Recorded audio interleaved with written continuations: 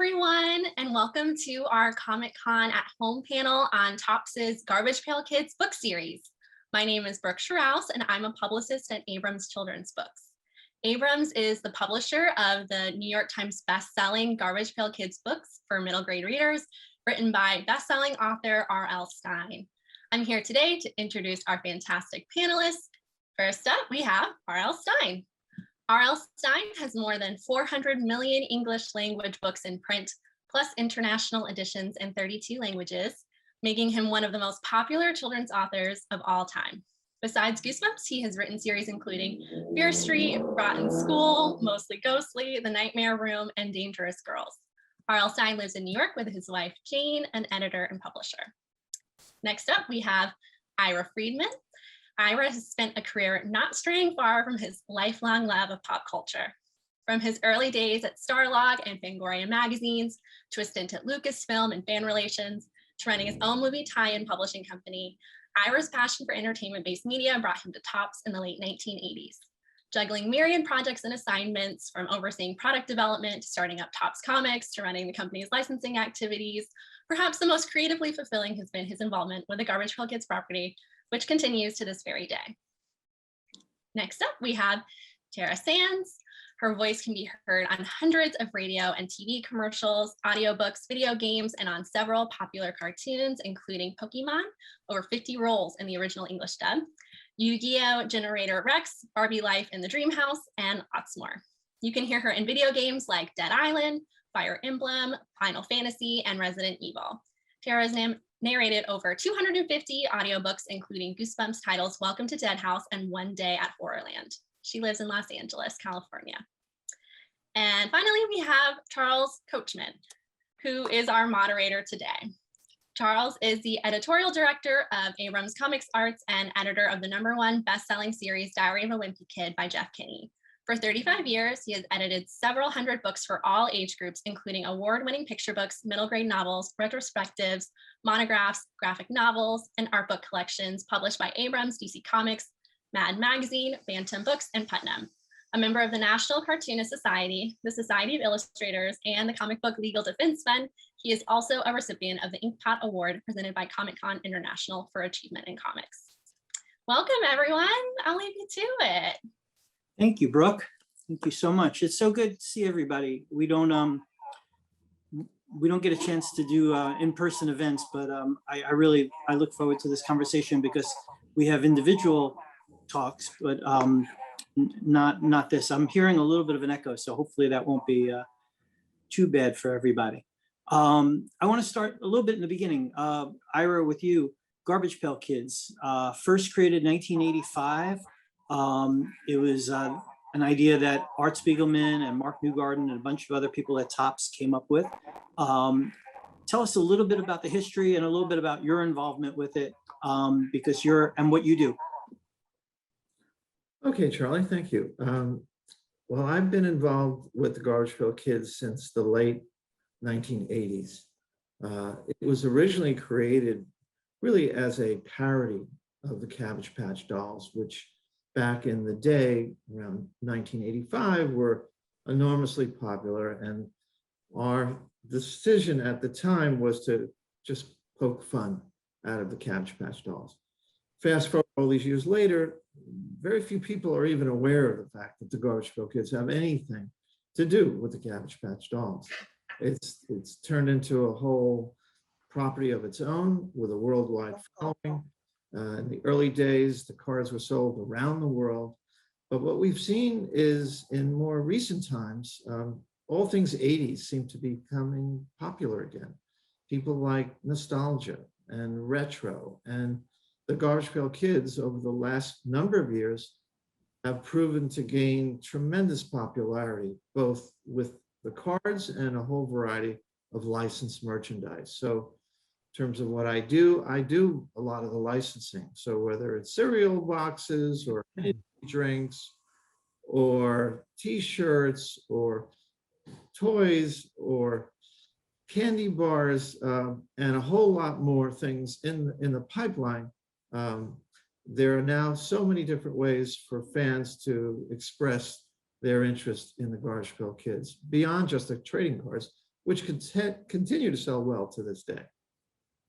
Now you and I go way back. We've known each other since our DC comic days, but our first connection on Garbage Pail Kids, we in 2012, we edited and published this book, which was a collection of the cards. And one day over lunch, we were chatting about, it's the 35th anniversary of Garbage Pail Kids and how to, what can we do to celebrate? And we came up with the idea of doing a middle grade series for kids. And I suggested R.L. Stine. So Bob, you get a call from me out of the blue one day, because you and I go back even further, 1987. Charlie, I knew you when you were a teenager at Bantam. Yeah, exactly. That was I went to Bantam in 87. And we'd always been talking about what are we going to do together? What kind of, we should work on something. So you get a call, what made you say yes? I have no taste. I have no taste at all. And this is my real problem. I say yes to everything. Can you imagine saying yes to doing a book series about those awful kids? At first I thought, oh my, it can't be done. Look at him. It can't be done. But then as more I looked at it, I thought this can be hilarious. And it's just, I like being funny, being scary. Being a scary guy was an accident with me. I was always funny. So this was a wonderful opportunity for me. And I got to love the whole project. I love, that's when I first met you, you were writing under the name Jovial Bob Stein. You did an adaptation of Spaceballs, the movie, and things like that. So what I was really impressed with is that you were able to take these flat cards that are basically, all it was a card with one image and a name.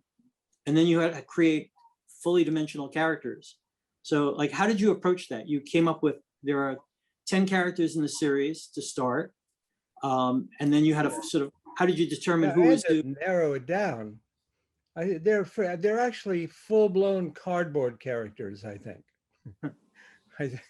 That's the way I see them. There were hundreds of them, and I went through, I looked at all the cards, and you can't put these in a book. And there's a lot you can't do today that you could do in 1985. Right. We've become very sensitive to everything, and a lot of cards you just have to throw away. And I narrowed it down to the 10 kids I thought I could work with who would be good characters. And then I thought, what am I going to do with them? Well, what if they're in a house all by themselves? There are 10 of these characters. They're living together. They don't know why. They don't know how it happened. I assume we never talked about this. My theory is that their parents couldn't stand them and dumped them in this house and ran. That's what I would do if I had one of these kids. And I put them I put them in this house and then figured out let's do some stories with them. What I love about that is that you create this universe where everybody else is normal except for these 10 kids, but somehow they're just accepted into it. Yeah, they're just there. Right. That's everybody. Right. Everybody accepts how odd they are. No, I love that. And by the way, I have to brag for you. Not many of us get to be our own Garbage Pail Kids. You became R.L. Slime. How cool is that? Yeah, I guess it's cool. It's pretty cool. Yeah. I out of the four of us, two of you are on our Garbage Pail Kids characters. Because Ira, what's your name? My name is Incredible Ira. Incredible. It's on the word incredible. Incredible. C-R-U-D. That's excellent. It's Tara, an honor. If you could be a Garbage Pail Kids character, who would it be? I'm going to put you on the spot. Well, I'll tell you what happened when they first came out with the Tara card, which was, listen, I have my original cards right here. I am original fan of, I'm geeking out right now. But the first card with the name Tara was Turned on Tara, which was a lamp. But when you're in junior high, you get teased for that. So I'd like it to be terrific Tara at some point. But I did love the card, and fan from way back. Yeah, I was Charlie Horse or Choo Choo Charlie. It was, neither of them are very good memories. So, but so, and Tara, you've worked with Bob before, because you've done audiobooks of, was it Fear Street or Goosebumps? Goosebumps, but we never get to work directly with the author, unfortunately. So I've gotten No. to really, It's not that great. You're not missing out. but as a fan, Yeah. Oh, so yeah, so narrating those books is so much fun, because I think what I like about Garbage Pail Kids is exactly what I like about your books, is that they make you feel a little naughty. There's they don't speak down to kids. The fact that you guys worked together makes so much sense to me, because it just seems like this natural relationship. No, thank you. And yeah, in doing those books, like I could imagine those kids listening to it feeling cool, which is how these cards made me feel.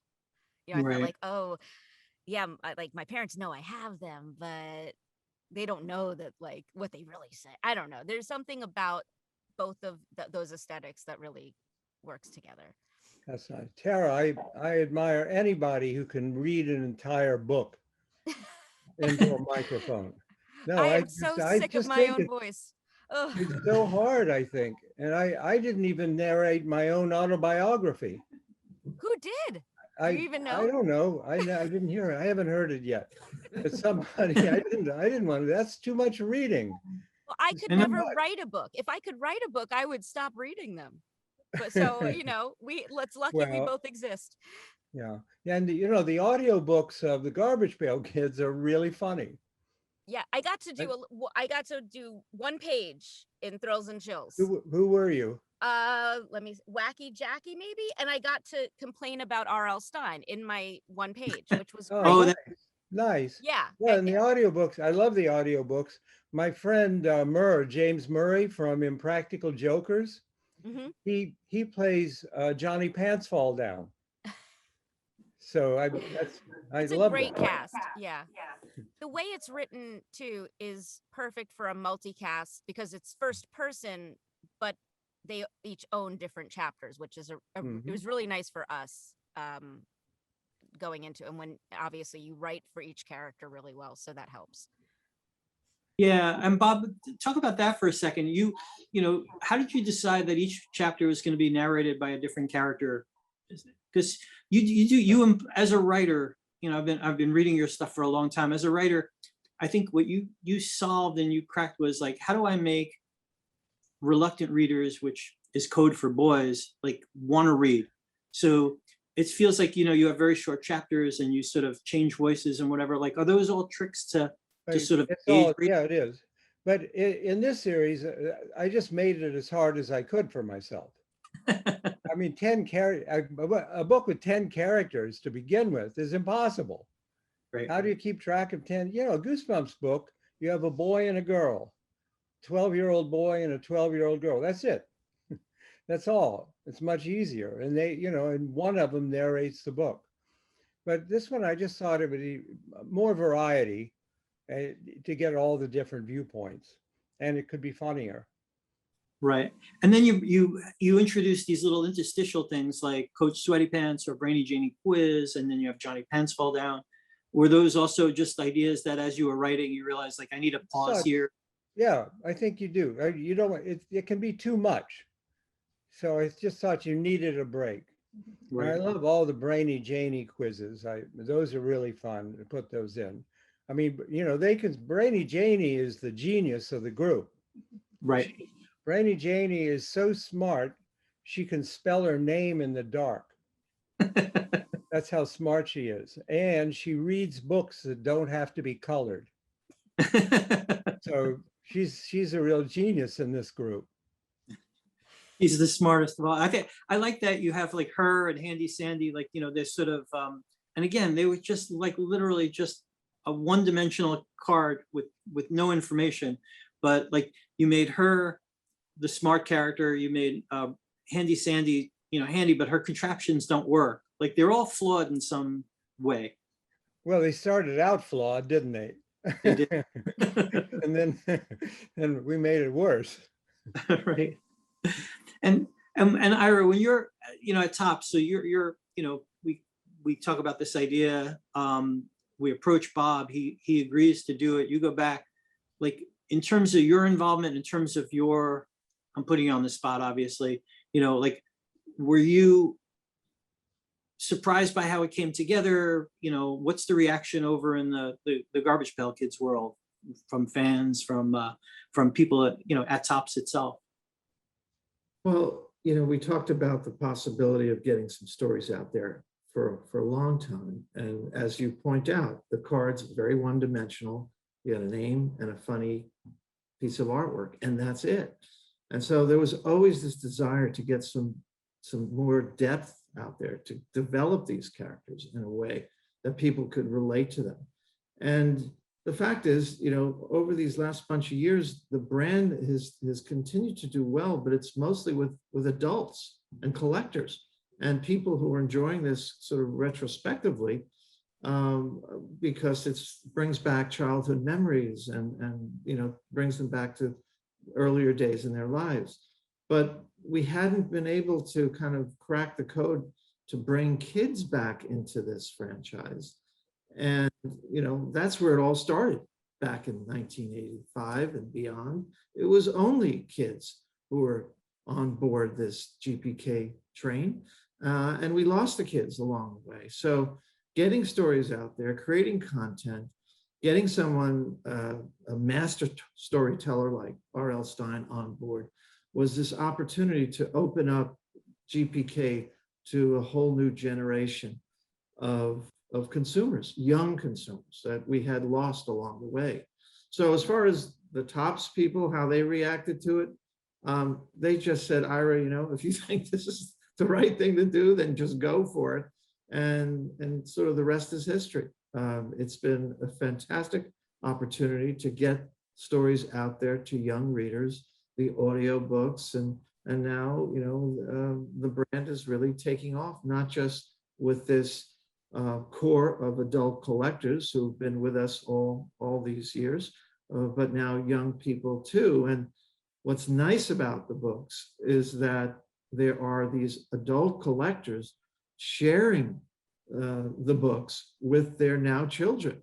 So the kids who grew up with GPK are grown-ups. Many of them have kids. Some of these kids are in this sweet spot of young readers who are looking for stories, and so it's now becoming like a cross-generational experience for older fans with their kids, which is really quite wonderful. That's awesome. And that's sort of, Bob, that's sort of your sweet spot too, is, Yes. hitting on, like, The you're same now, thing, Charlie, the same thing is happening with Goosebumps, Right. 90s kids who are now, next year is the 30th year of Goosebumps.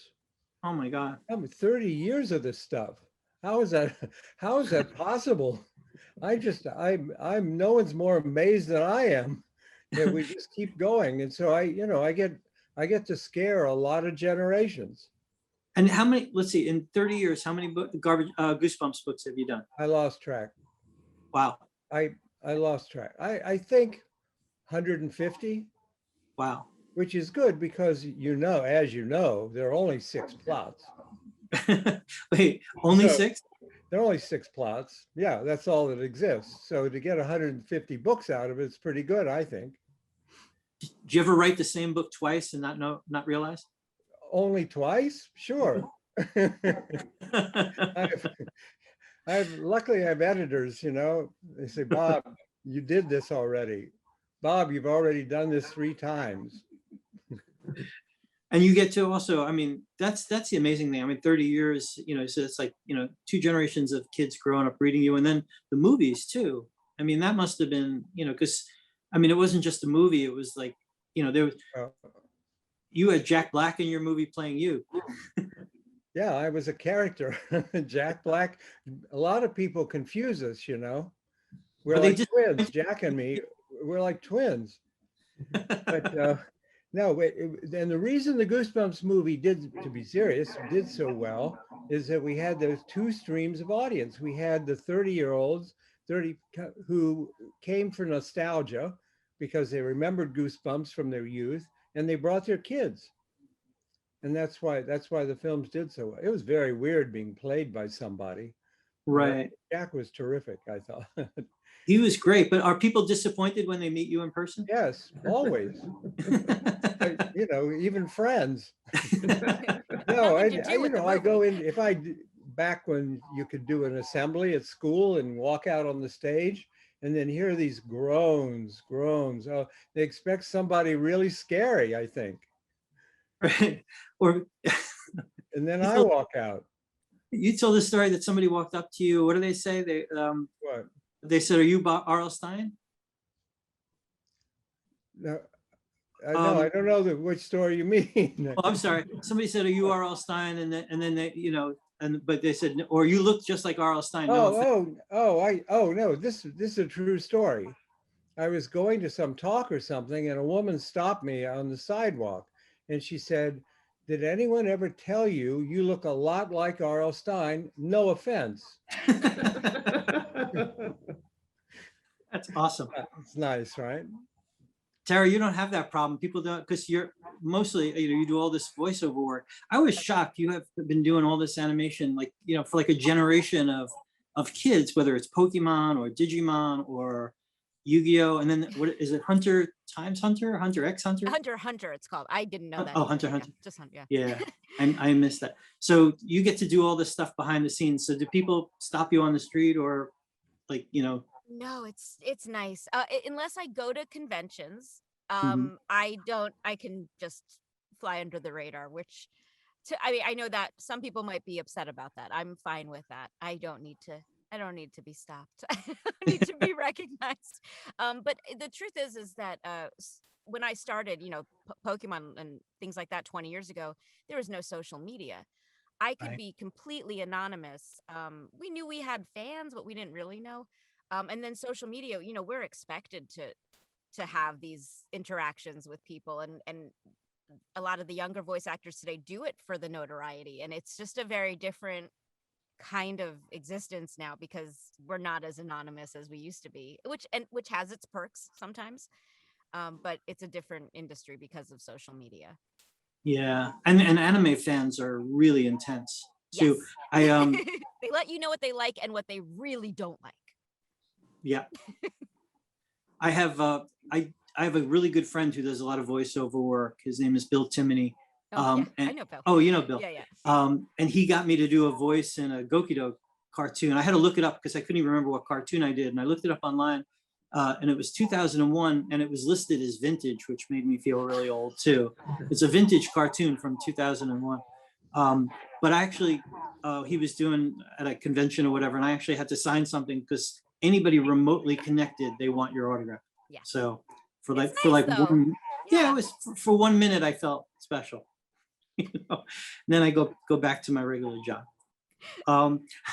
So Bob, 3 books so far.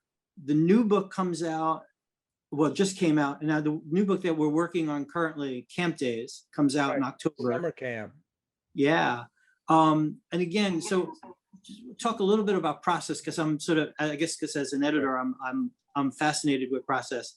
When these books are illustrated, we have covers by Joe Simcoe, who's the brand artist for GPK these days, in terms of like more or less the face, I would say, right, Ira? He's definitely at the top of the list. And then we have interior art by Jeff Zapata and Fred Wheaton. They did these great. Oops, sorry. Of course, I'm not turning to any particular. This great art, but when you're writing, are you thinking of the visuals as well, or are you, obviously you're a very visual writer because of the way you describe, but do you think the books would have the same impact if they didn't have illustrations, or when you're writing, that the illustration is going to carry some of the humor? I think people expect a lot of illustrations for Garbage Pail Kids, since they started out as illustrations. So I think people would be very disappointed if it was just text. I wouldn't want illustrations in Goosebumps because Right. books wouldn't be as scary. For a horror novel, you want everything to be happening in the reader's head. You don't want it to be in front of them. You want them to be seeing it all, imagining it all as they read. But this is very different. I mean, this adds to the humor, it makes it funnier. And I do think people expect that from Garbage Pail Kids. It's the whole look of the brand. Right. So when you're writing, you have that in mind, that, Yes. you'll describe that the sometimes the punchline will come across in the art, will carry it a little bit. Right. I sort of see it as writing, cartoons, animated cartoons. And didn't you wanted to be a comic book artist when you were a kid, right? Yeah, well, that's all I wanted to be. I wanted to draw comic books, and I had a little character. I did some comic books in like 4th and 5th grade. I had this superhero called Super Stooge, who was an idiot superhero. And see, I was already in training for Garbage Pail Kids here. He's like a precursor to Johnny Pants Fall Down. Yes, I brought it in, and I passed it around to my, kids in class, and every single one of them said, "Well, your drawings suck. You can't draw. You can't draw." And I looked around at everyone else's drawings. It was like a comic book craze in 4th grade. We were all doing comic books, and everyone else's was better than mine. And I realized I was not, it's that mysterious thing, what is it between your brain and your hand that some people can draw and some people can't draw? I find it fascinating. It's something, that's not in your brain, and you can't do it. Yep. I'm the same way. I'm just like you. And I work with so many artists. And I was talking with an artist not long ago describing something, and he was just like sketch it out for me. I was like, I see it in my head, but I cannot make my hand do it. Like, I know the point of view I want. I know how to describe it. No, you can't do it. And I don't think James McMullen is a friend of ours. He does all the posters for Lincoln Center Theater. Yeah. He's a brilliant illustrator, and he claims that he can teach anyone to draw. I don't believe him. I will prove him wrong. Yes, I could too, easily. I find it fascinating. I have great respect for artists. Right. But isn't that funny that, so the world wouldn't have had Goosebumps if it wasn't for the fact that you can't draw. Like sometimes, like, sure. If I could draw, I wouldn't write. Why would you write? Sure. You could draw. but it's like if Kafka's parents loved him, we wouldn't have had great literature. It's so funny, like, these little things that happen in childhood sort of shape you. Well, that's true. I had a fairly horrifying childhood. You did? Yeah, fairly horrifying. How so? I had, well, I don't want to get into it now or save it, but I had fairly horrible parents, which helped, it helped a lot. Yeah. And I started writing when I was 9, in my room typing when I was like 9 years old. And I was this weird kid. I'd be all afternoon typing stories. And my mother would stand outside the door and she'd say, "What's wrong with you? Stop typing, go outside and play." Go outside. The worst advice I ever got, right? Stop typing. Yes. Get out. What's wrong? I'd say, "It's boring out there." Type. But, they didn't understand. Oh, that's terrible. Now I'm depressed. I could do another hour. You'd really be depressed. No, Lay down on the couch, though. Yeah, right. We need you to pick us up. How did you get involved in voiceover work? I grew up near New York City, and I was in a local singing contest at the Y in New Jersey, and it's such a New York-y story. There was an agent there who saw me, and she said, "Hey, I want to send you on some auditions. This is a voiceover job," and I didn't know what that really meant. I was in high school, and I went and I got the job, and I got to go into a studio, and I just fell in love with the whole process of it. And I kept doing theater and all that stuff, but this is really what stuck for me. I love it more when I can work with people. Right now I'm at home, and we're all mostly recording alone now, and audiobooks we do record mostly by ourselves, unfortunately. I love the work. I just wish there was more interaction with right. kids. Yeah, that's the rough part this last, year for sure. And when you're reading a book, I'm so curious about this because I mean, you've read over 200. I don't think I've actually listened to more than 2 audiobooks. Me I'm a either. paper I can't do I'm a it. paper. So, but when you read, like before you do it, do you read the book like multiple times? Do you go into it cold and Oh just yeah, we have to prep. It's a different kind of prep than an intense reading because honestly, we don't have time most of the time to do that. So I basically prep for character, and I see like, does mm, anyone have an accent I need to know about? How many girls, 12-year-old girls are there? Because I need to make them sound slightly different. mhm. Things like that. And any, when an author says like, no, it really says what they sound like, it's great. Sometimes it's not great because they're like in his deep and raspy voice and you're like, oh god, how am I going to do that? But it at least is an indicator, and then I know how to make them different. So you From modulate the depending on the characters. character. It's like for kids books much more than I do for adult Mm, fiction, or but for the kids books, I think about where they're going to be listening. Like, are they in the car on a family road trip? Is this going to be what keeps them from hitting their sister? Why are they listening to this book? So you want to entertain them without being condescending and without it sounding like a bedtime story, especially these kind of books, because you want to scare them. And that's the fun of these books, because you can kind of get quiet and creepy, and the pacing really helps with that. And that's where there's some differences from the text, because I usually tell kids, read the text, it's better. I want you to read, but sometimes there's some magic we can do with audiobooks that won't work with the text. Right. And do you ever go back and listen to them or no? No. Yeah. I can't listen to myself. I could imagine. I won't listen to this after either. Bob, do you ever go back and read any of your old books? Maybe pieces, Yeah. just maybe, but not very much. Yeah. Most authors don't go back and read their books because they've already read them 100 times, getting them ready. Right. But Yeah. sometimes it's like Ray Bradbury told me this story. He just one night he couldn't sleep, and he went downstairs. He has a library of all his books, and he looked around. What made me think of this? And he looked around and he said, "Ray, you really did it right. You're good." And he went back up and went to sleep. Oh, wow. It's a nice story, right? That's beautiful. That's awesome. Yeah, but I don't think he ever went back and read them. No. I'm such a Ray Bradbury fan. I got to meet him at Comic-Con one year and he Yeah, couldn't have been nicer. amazing. I had one encounter, one conversation with him. He was wonder and sent me a wonderful letter. But Oh, wow. he's a really important figure in my life, Ray Bradbury. Because Yeah. up till I was like 9 or 10, I didn't read books at all. I read only comic books. I was a comic book freak. And my mom dropped me off at the little library in our town, and the librarian was waiting. And she said, "Bobby, I know you like comic books. I have something else I think you will like."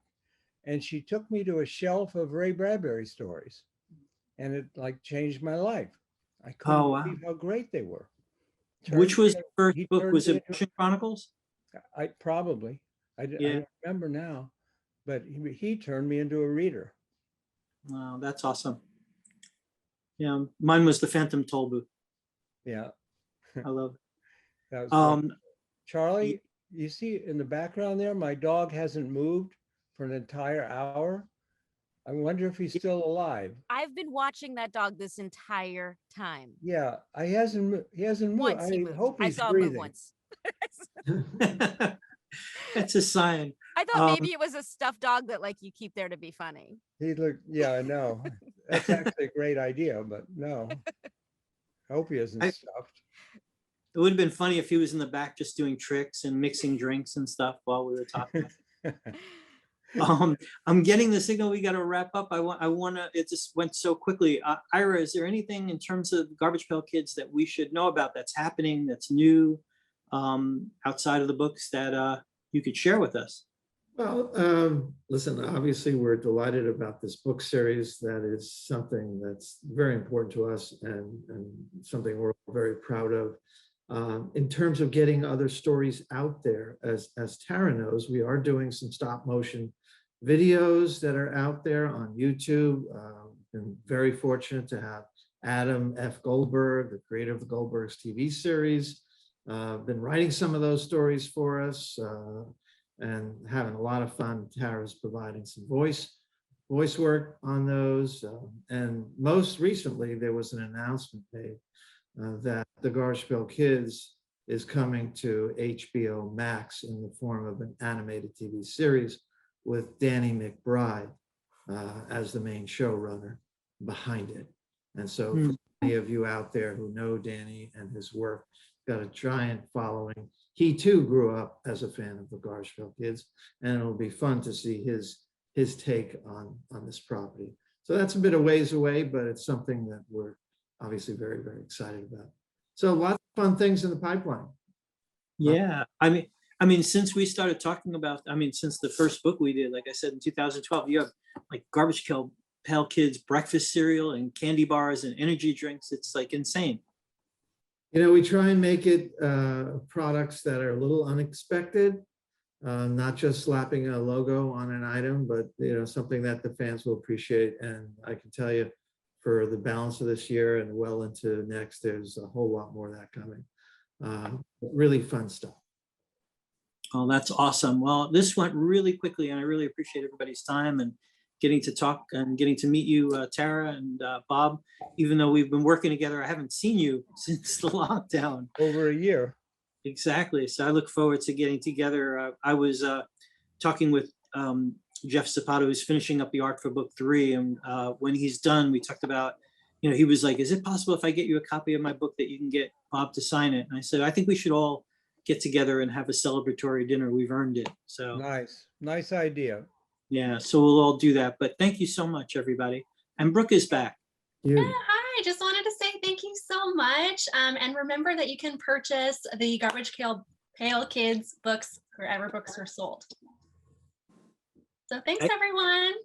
And watch the documentary about Garbage Pail Kids. Oh, yeah. Loved that documentary. I know. And then there's the old movie too, but I don't recommend watching that. Nor do I. All right. Bye, everybody. Bye. Bye-bye.